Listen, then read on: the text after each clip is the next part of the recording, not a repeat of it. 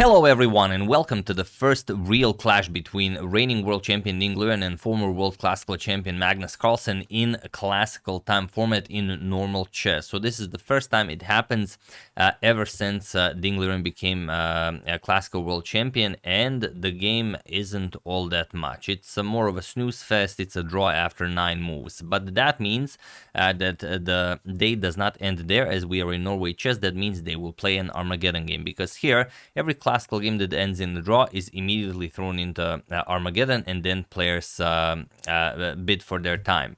Of course, this favors the player that feels more comfortable playing with less time on the clock, and we know that Magnus often is that player. So we're going to discuss what happened in the Armageddon, but first I will show you the 9 moves that were played in the classical time section. So Ding opened with d4, knight f6, c4, e6, knight f3, d5. The queen's gambit declined.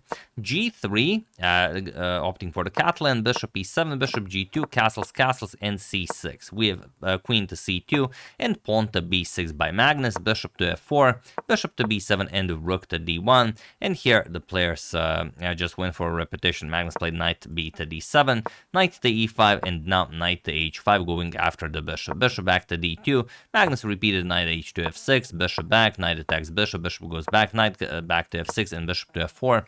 And here the players agree to a draw. Now, okay, you are the reigning world champion, but you are playing Magnus Carlsen. Do you agree to a draw here? Do you try to push for more than a draw? It's hard to say. If Magnus wants a draw, chances of you getting any sort of a playable position against him are slim at best, and that's pushing it. So let's see what happens in Armageddon. And in Armageddon, Magnus bid less time. To give you the exact amount of time, Magnus bid 6 minutes and 57 seconds to Ding's 10 minutes. So Ding will start with 10 minutes and Magnus with 6:57. Of course, Ding did not bid 10. Ding also bid something. I just don't have an idea what, but it was more than Magnus, obviously. So Magnus starts with some 7 minutes, Ding with 10 minutes, and Ding has the white pieces. However, in Armageddon, Ding has to win the game. And as this is the first game that I'm showing you and the first video that I'm making on the event, I will also mention the time control. So in Classical, they have 2 hours for the entire game. But they also have increments starting after move 41. After 41 moves have been made by both players, players get a 10 seconds increment after each move. And in Armageddon, also, after they reach 40 moves, they get an increment but of 1 second. So just, to keep you guys informed. So let's see what Ding prepared for the Armageddon. He starts with c4, the English opening. Magnus strikes with e5. We have pawn to g3, knight f6, and bishop to g2. And now Magnus plays pawn to h6. It's a very rare position, but it has been played by none other than Magnus Carlsen himself. He played it against Vladimir Kramnik in the Tal Memorial of 2011, and the game ended in a draw. We have knight to c3, bishop to b4, and now pawn to e4, grabbing more space in the center, also stopping black from playing e4 at some point, d6, and knight g to e2. And now there are some games where knight to c6 was played, but here Magnus goes bishop back to c5, and it is now as of move 6 that we have a completely new game.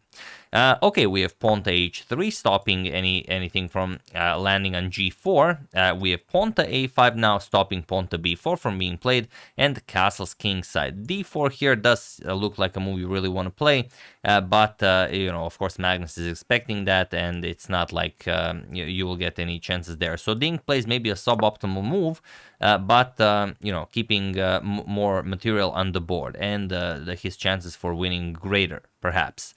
Knight to c6, we have d3, and now knight to h7. Magnus says, alright, I will at some point strike with f5. We have king to h2, unpinning from this diagonal, so of course Ding wants to play pawn to f4, and now knight to f8. Magnus keeping a flexible setup, as he knows Ding will have to launch forward. Ding is the one that has to win the game in order to win the matchup. We have pawn to f4 and knight to e6, putting pressure on the f4 pawn, so pawn to f5, and now just knight e to d4. We have a trade of knights on d4, and now rook to b1. Of course, hoping to play a3, b4, but you can never really play a3, b4. For example, bishop to d7 was played in the game, but now if you try a3, a4 will happen, and then you don't have b4. For those of you who are maybe new to chess, if b4, a captures on b3, that's a move called en passant, and you will think your opponent is cheating if you've seen this for the first time. But that's why b3, now you're preparing a3 and b4, and Magnus strikes with pawn to b5. He says, I will not give you any free time to play whatever you want. Queen to g4 by Dean going after the g7 pawn.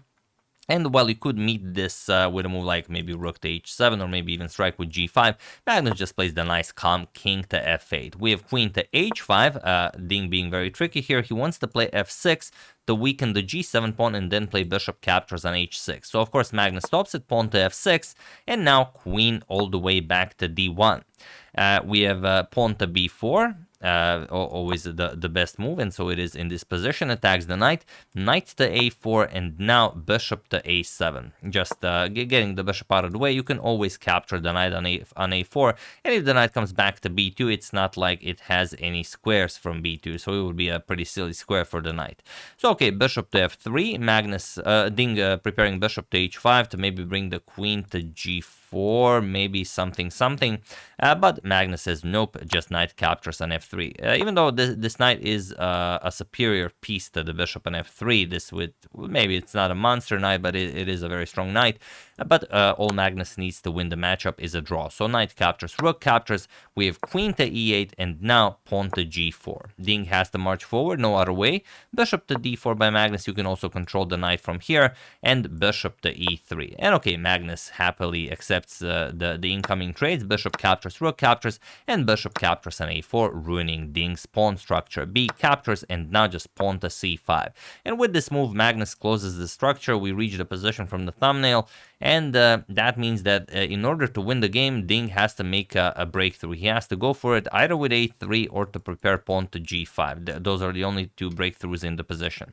So let's see how he does it. Pawn to h4 by Ding. We have king to e7. Magnus will now hide his king all the way to b6, as there it will be untouchable or maybe almost untouchable unless Magnus messes something up. We have rook to h3, king to d8 now, queen to c2, king to c7, and rook to g1. We have king to b6 and now rook g to g3.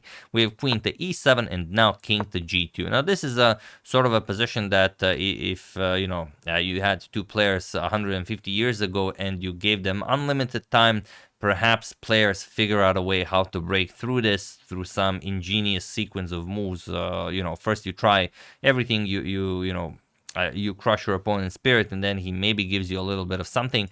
But here you just don't have time. Ding is already very low on time, and there's no clear way on how to proceed. He knows once he plays g5, you cannot unplay g5. So rook h7, we have king to f2, rook 8 to h8 by Magnus, and now king to e1. We have queen to e8 and king to d1. Ding will also improve the position of his king as much as he can before making a breakthrough. King to a6 and now king to c1. We have king back to b6 and king to b2. We have king to a6 and now king to b3, king to b6 and now queen to h2. Preparing to strike with g5, queen to g8, queen to g2, and now queen back to d8. There is nothing more to be done here unless Ding is ready to play g5. Queen f3, we have queen to e8 by Magnus and rook to h1. Queen back to d8, rook h to g1, queen to e8, and now rook to h3. And here we had a couple of more moves. Queen d8, rook g1, queen to g8, queen to g3, king to a6, and finally it happened. Ding strikes with pawn to g5. Okay, we have captures, and rook captures on h3. We have rook captures on h3, and f captures on g5. And now, objectively, you should keep the pawns doubled, and you should invite Magnus to capture on h3. Yeah, like I said, a little time on the clock. Rook captures on h8 was played. Queen captures and queen captures on g5. And now, even though it's equal material, Magnus finds this very nasty queen to h1 move, already threatening queen to b1, which is mate in 1. The pawn on b4 prevents the king from reaching a3 and c3. So king to c2 and now queen to a1, just going after all of the queenside pawns. And now it's you either do or die. Queen to d8, we have queen to c3 check, king to b1, and Magnus first starts collecting pawns. Queen captures on d3 check, king to b2, queen to d4 with check, king to b1, and queen captures on e4 with check. Ding was willing to give up all of his pawns just to get a chance at maybe something, otherwise a draw is the same as a loss for him. So king to b2 and queen back to c6. Now Magnus already thinking maybe I can even play this for a win.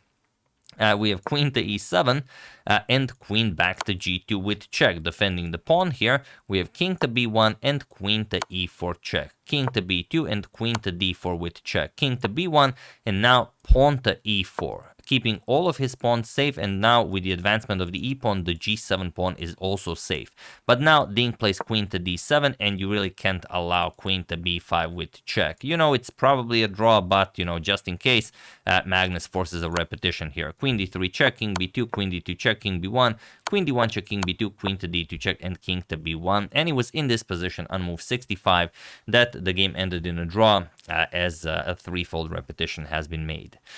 So there we have it. The first real clash between Ding Liren and Magnus Carlsen in classical time control ends in a draw, and their Armgaeddon game also ends in a draw. But, you know, if anything, it is a victory for Magnus Carlsen.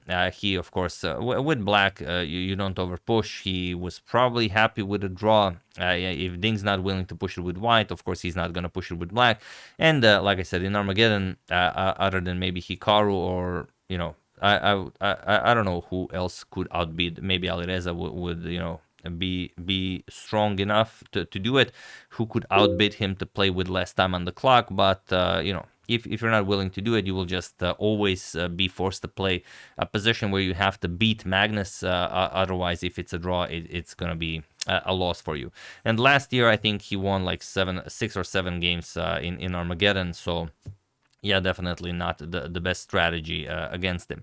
But you can always use it. You know, it's better to give him some points than all of them. So, you know, denying him a point in classical also could go a long way. So we'll see how it works out for him and for everyone else. But for the moment, Magnus takes down Ding Liren in their match, even though both the games ended in a draw. So yeah, Norway Chess is weird like that.